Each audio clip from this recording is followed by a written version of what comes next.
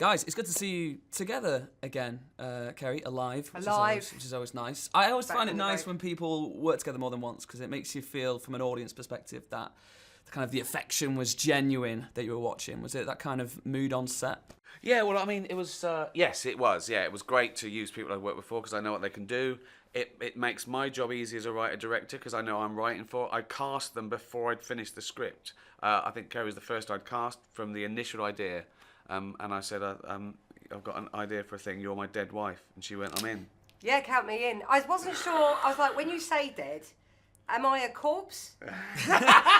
Just 10 minutes lying there still. Exactly, yeah. Because I'll have to practice not blinking. See, that would be my ideal job. Yeah, if they said you're in it all no, the way I've through, done that. you're just dead. I remember doing that in a student film once where I had to be a corpse, and it's really hard. What, do you want to laugh? Because you want to blink. Yeah. It's really hard. Yeah. So I was a bit like, I don't know if I could do that. But when you said, you don't have to be a corpse, I was like, all right, I'll do it. It's mostly vlogging. Exactly, yeah. Let's talk about the inspiration. Now, Ricky, in most of your projects, it comes from experience, like bosses, entertainment industry, your mum being a carer. Yeah. What about afterlife? Where did this come from? Well, it's everyone's worst fear. Losing the love of your life and, being depressed. It's like... it's about what's in there, isn't it? It doesn't matter what's happening in the world. If you're not right in there, it's no good. So it came from that, really. And as I say, the high concept came from, imagine a man who loses everything and he doesn't want to live, but he thinks he'll have one last adventure. He treats it like a superpower that I can say and do anything I want now to punish the world. So it's almost like a verbal vigilante. But the serious side is he's acting that because he is genuinely depressed and in the second phase of grief. He's angry.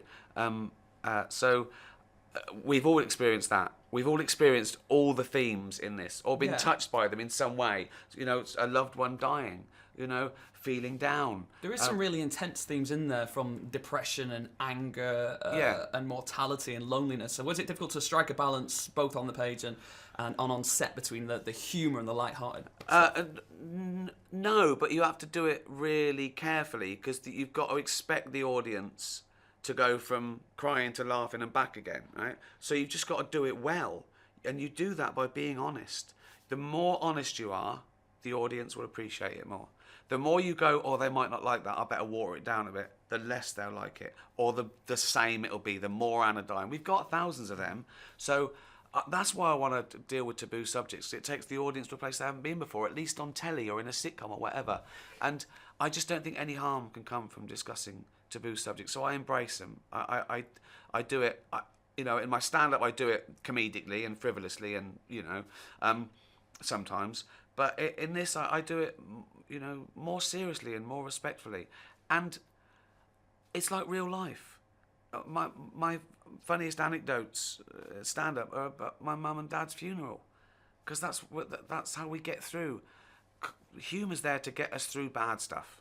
That's what it's for. That's why we exist. So, use it. Did this stuff make you think about your own mortality more? Do you guys have a bucket list or ambitions that you think of every now and again? I've got to get around to that because there's going to be a time when I'm not going to be able to do it. Everyone does, I think, don't they? I mean, that's sort of part of the human experience. Is mortality's part of it, and you're going to have to think about it. Probably most days it'll pop up, and it's like that. It's the taboo because it's the worst.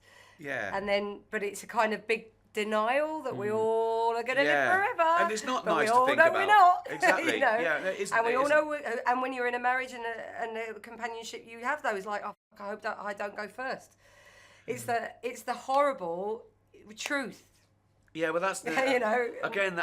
Even in this, that I twist it a little bit. That Penelope Wilton in The Graveyards, she says, "I'd rather live missing him than have him live missing me," and that's just a beautiful.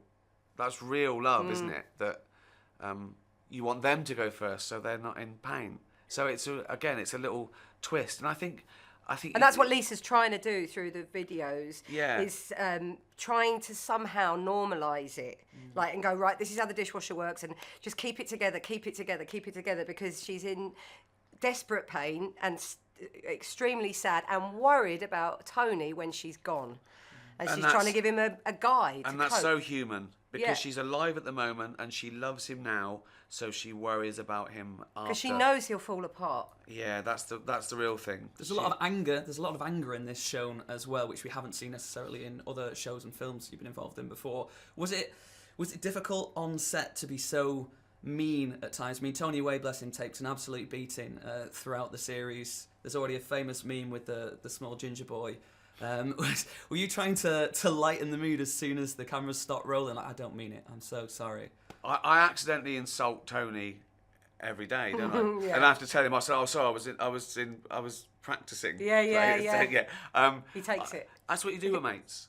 That's what mates do. And I put And a line in family it. do and as family well, do because it. they're like you were saying, like you said, you know, the humour at a funeral or the banter in the workplace, and you're just trying to distill those beats that are in real Growing life. up, no, my family never said, "Well done, we're really proud of you. Give us a hug." You know what I mean? It's banter. It's banter. But the love's always there. The love's always there. Yeah. Hugging is replaced with a joke, you know, and an insult, and everyone gets it. Oh, what? Yeah! The stuff in the school at home. No!